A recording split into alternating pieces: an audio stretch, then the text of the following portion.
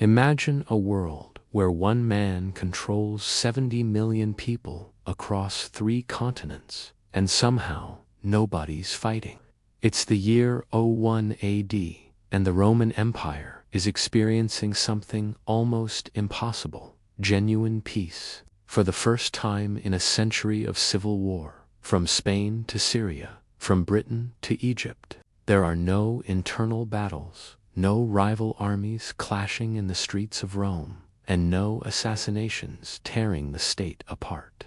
This is the world of Augustus Caesar, a man who became so powerful that he did something unprecedented. He made people want to follow him. But here's what makes this moment truly revolutionary.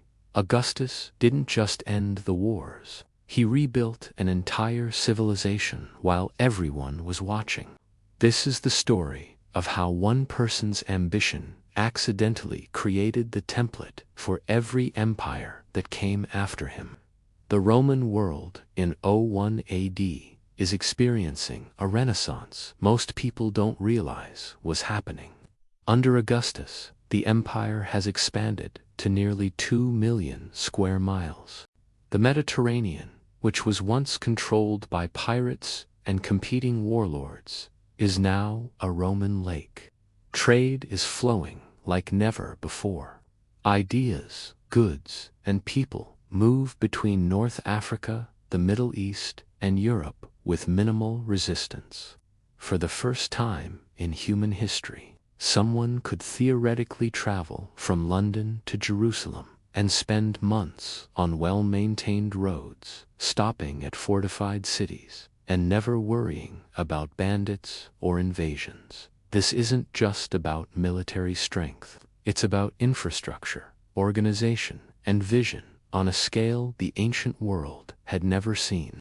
What makes Augustus's achievement even more astonishing is that he did this without the tools we associate with tyranny. He didn't have tanks or helicopters. He didn't have surveillance states or instant communication. He ruled through a combination of political genius, military brilliance, and something rarely seen in ancient leaders: restraint. He had the power to rule as a dictator, yet he carefully maintained the appearance of the republic. He held no official title that made people uncomfortable. Senators still met, elections still happened. Yet every major decision ultimately came through Augustus. He became emperor without ever calling himself one. But here's the question that drives this entire story. How did a former military officer who started as nobody transform himself into history's most successful ruler? What was different about Augustus compared to every other ambitious Roman general? And perhaps most importantly, what was daily life actually like for the 70 million people living under his rule? Was it truly peaceful, or was it the peace of control? These answers will reshape how you understand power, empire, and the forces that shape human civilization. To understand Augustus in 01 AD, you need to know where he came from, because his beginning was remarkably ordinary for someone who would change the world. Born in 63 BC as Gaius Octavius, he came from a relatively minor noble family. His father was a senator, not particularly distinguished. His mother was related to Julius Caesar, but that connection seemed minor at the time. There was nothing obviously special about young Octavius. No prophecies, no divine signs, no indication that this boy would one day rule the largest empire in the ancient world. Everything changed on his great-uncle Julius Caesar. When Julius Caesar was assassinated on the Ides of March in 44 BC, 18-year-old Octavius inherited far more than just Caesar's estate. He inherited Caesar's name and Caesar's legion's loyalty. But he also inherited Caesar's enemies. Rome in 44 BC was a powder keg. Caesar's assassins, Brutus, Cassius, and others believed they had saved the Republic. Meanwhile, Mark Antony, Caesar's trusted advisor, was maneuvering for power. And now this teenager held a piece of Caesar's legacy. Most historians thought Octavius would be crushed immediately, eliminated by one of the political factions tearing Rome apart. Instead, Octavius did something remarkable. He learned. He studied politics like a military general studies warfare. He made alliances, broke them strategically, and always positioned himself to survive. For 13 years, from 44 BC to 31 BC, Rome was gripped by civil war. This wasn't enemy invasions or barbarian raids. This was Romans killing Romans. Octavius fought alongside Mark Antony against Caesar's assassins. Then Octavius and Antony turned against each other. Finally, at the Battle of Actium in 31 BC, Octavius defeated Mark Antony and Cleopatra decisively. By 27 BC, the Senate granted him the title Augustus, which means the respected one. But here's what separates Augustus from every other conqueror. After 13 years of war, he didn't take revenge. He granted amnesty to his enemies. He disbanded most of his army, which shocked everyone because they expected him to use it to rule through military force. Instead, he kept just enough soldiers to maintain order and presented himself as a restorer of peace. He took on numerous titles: first citizen, father of the country, princeps, but never called himself emperor or dictator, words that had destroyed Julius Caesar's reputation. Augustus understood something most powerful people never grasp.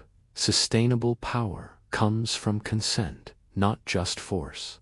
When you actually examine life in 01 AD, what becomes clear is that Augustus didn't just conquer the Mediterranean world, he standardized it.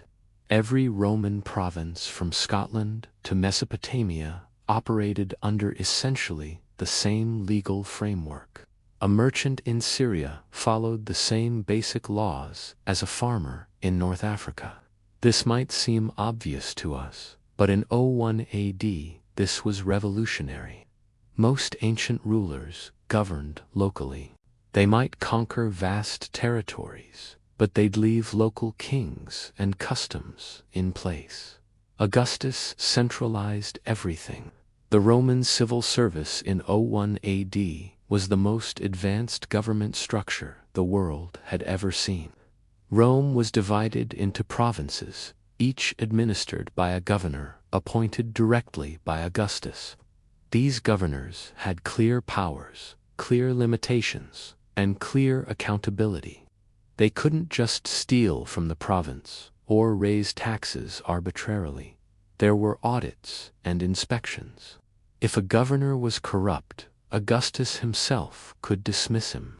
This created a meritocratic system where ambitious men rose based on competence and connections, not just birthright. Yes, corruption existed, but not at the chaotic level of previous empires. The military structure was equally impressive. The Roman army in 01 AD numbered about 250,000 soldiers across 30 legions stationed throughout the empire. These weren't mercenaries or drafted peasants. They were professional soldiers, trained to incredibly high standards. Each legion had the same organizational structure, the same training methods, and the same equipment. If a legion from Germany was transferred to Egypt, it could operate immediately because the entire system was standardized. Augustus created the first truly professional military in human history, but perhaps the most impressive achievement was the infrastructure. The Romans built roads, aqueducts, harbors, and public buildings at a scale that wouldn't be matched again until the 19th century. By 01 AD, Rome had constructed approximately 250,000 miles of roads, many of which survive to this day. The Appian Way, built centuries earlier, was maintained and expanded. These roads weren't just for military movement.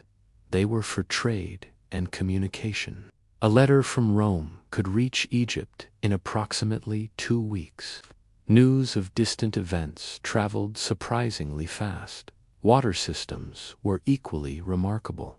The Pont du Gard in Gaul, built just after Augustus's reign, is an aqueduct that stands 160 feet high and transported water across 50 kilometers. Roman cities had public baths, fountains, and reliable freshwater luxuries that most human populations throughout history have never enjoyed. Public health wasn't a priority, but urban infrastructure certainly was. Augustus also standardized coinage throughout the empire.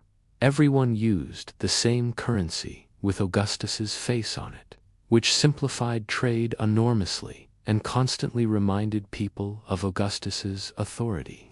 Modern currency essentially follows this model. For the 70 million people living under Augustus in 01 AD, daily life varied dramatically depending on your status. At the top were the senatorial families, aristocrats who owned vast estates and maintained significant political power. They lived in luxury that would astound most modern people. Their homes had running water, heated floors, and elaborate mosaics. They hosted dinner parties that lasted for hours, with multiple courses of exotic foods. If you were a senator in Rome in 01 AD, you lived better than 99.9% of all humans throughout history.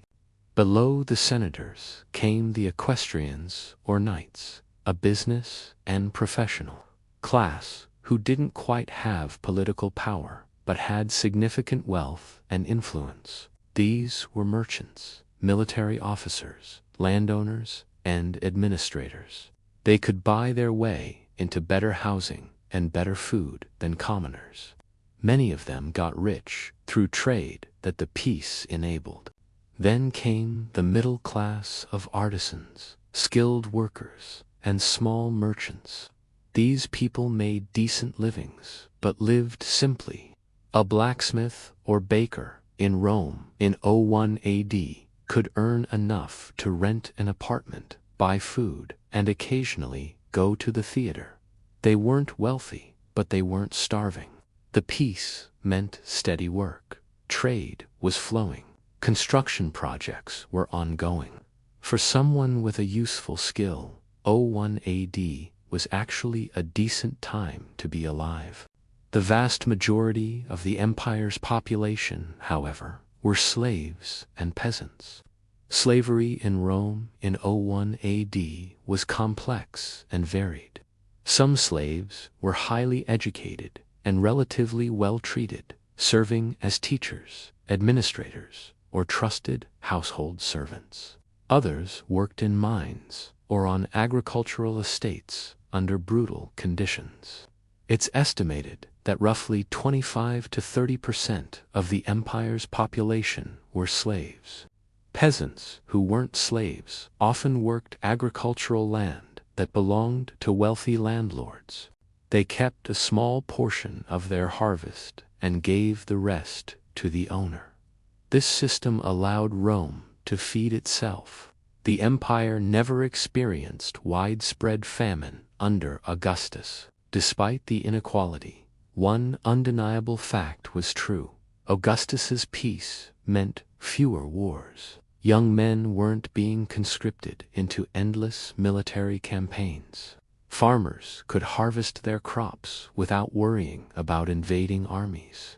Merchants could travel on business without being robbed by bandits. This peace wasn't equally distributed. Senators enjoyed it more than slaves, but it touched everyone. For average Romans in 01 AD, life was more stable than it had been for their parents' generation and would be for their grandchildren's generation. One of the most significant achievements of Augustus's reign was the creation of economic conditions that wouldn't be matched again until the European Renaissance. When Augustus took power, Mediterranean trade was chaotic. Pirates controlled certain sea routes. Bandits controlled land routes. Tariffs were inconsistent. A merchant traveling from Spain to Egypt might pay fees in Gaul, different fees in North Africa, and face completely different tax regimes in each province. Trade was risky and slow. By 01 AD, Augustus had changed all of this. The Mediterranean was militarily secured. The Roman navy patrolled routes and eliminated piracy. Land routes were secured by military garrisons. Tariffs became standardized. A merchant knew exactly what they'd pay to move goods from province to province. This created an explosion of trade. Grain from Egypt fed Rome and other cities. Wine from Spain and Gaul moved east. Spices and luxury goods from India, China, and beyond were increasingly reaching Mediterranean markets. The Silk Road, which would later become famous, was already operating, with Chinese goods slowly beginning to reach Roman hands through middlemen. This trade created wealth. Wealthy merchants could buy land, which gave them political influence. Cities grew because trade made them prosperous. Alexandria, Egypt's port city, became one of the largest cities in the ancient world. With a population estimated between 200,000 and 500,000, Rome itself had a population of around 1 million. These cities existed because trade made them economically viable. But here's something crucial. Augustus understood that economic prosperity meant stability. When people are making money through trade, they're less likely to revolt. When the economy is expanding, ambitious people can get rich through business rather than through civil war or rebellion. Augustus actively encouraged commerce. He invested in harbors, he established free ports, he even sent military expeditions to map trade routes and secure them against pirates. The inflation and deflation cycles of Roman economics were relatively mild under Augustus compared to earlier periods, which meant people could actually plan for the future. You could invest in a business, enter into long-term contracts, and reasonably expect to profit. This sounds normal to us, but it was radical for the ancient world. The economy was stable enough that banking systems developed. Rome had something roughly similar to credit systems, where you could borrow money for business ventures and repay with interest. The financial world we live in today has its roots in Roman economic innovations pioneered under Augustus. In 01 AD, Rome wasn't omnipotent, despite its appearance of total control. Beyond the borders of the empire lay vast regions with populations that rivaled Rome's own. To the east was the Parthian Empire, which controlled Mesopotamia and Persia. To the north were Germanic and Celtic tribes. To the east and south of Egypt lay African kingdoms. To the far east was China, which in 01 AD was just as large and sophisticated as Rome. These powers rarely directly clashed with Rome during Augustus's reign, not because Rome could defeat them militarily, but because Augustus understood something crucial. Expansion requires resources, and resources were limited. Augustus essentially drew a line around the Roman Empire and declared it was large enough. This was unprecedented. Most ancient rulers constantly sought to expand. Augustus didn't. He fought defensive wars to secure borders, but he avoided the costly campaigns of conquest that had characterized Julius Caesar's reign.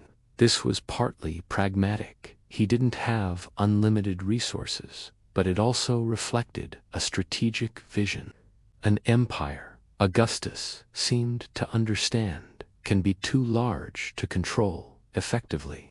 Rome had reached an optimal size. This decision to maintain rather than expand had profound consequences. It meant Rome could focus on internal development rather than constant military campaigns. It meant soldiers could be stationed at borders rather than scattered across fresh conquests. It meant the empire could be administered effectively rather than chaotically. Augustus essentially invented the concept of the mature empire, a power that had expanded sufficiently and now focused on consolidation and administration. Rome's relationship with these external powers was complex. There was trade with the Parthian Empire, but also tension and occasional skirmishes over border territories. The Germanic tribes were increasingly known to Roman traders and soldiers, but Rome didn't seriously attempt to conquer them. The border along the Rhine River would remain stable for decades. Relations with the kingdoms of Africa and India were primarily commercial. Chinese goods were beginning to appear in Rome, and Roman glass and metal goods were appearing in China. Though the two empires didn't yet have formal diplomatic contact, Augustus's foreign policy was essentially one of containment and commerce. Maintain the borders through military strength, establish trade relationships with external powers, and avoid unnecessary wars.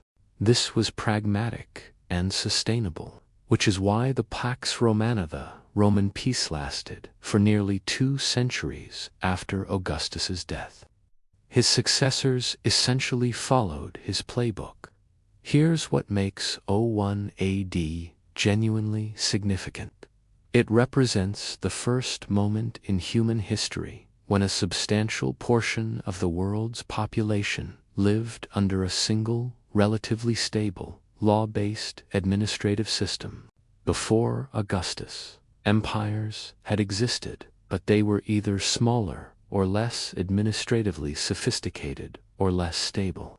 After Augustus's death, empires would continue, but never quite as effectively as this one. The Roman Empire under Augustus became the template that every subsequent empire tried to copy. The governmental innovations Augustus implemented are still relevant today. The idea of professional civil service comes from Rome. The concept of standardized law across diverse populations comes from Rome. The notion that an empire can be administered through appointed governors, with checks on their power, comes from Rome. Modern bureaucracies have their roots in Roman administration. When you file taxes or apply for a permit today, you're participating in a system that traces back to Augustus's innovation. The economic system established under Augustus also set patterns that persist. Free trade, relatively speaking, standardized currency, infrastructure investment by governments. These are all Roman ideas. The concept that government should invest in roads and public works to facilitate commerce is fundamentally Augustan. Every modern highway system, every port investment by government, every standardized currency has roots in what Augustus built. In 01 AD, Augustus was 62 years old, having ruled for over 30 years. He would die just a few years later, in 14 AD, but by 01 AD, his legacy was essentially complete. He had transformed Rome from a city-state into an empire. He had transformed civil war into peace. He had created a governmental and economic system that would persist for centuries. When Augustus died, the empire didn't collapse. It continued because the system he built was strong enough to survive without him. That's the measure of true greatness. The world in 01 AD wasn't perfect, but it was unprecedented. And it happened because one man chose to use his power, not just to dominate, but to build something lasting.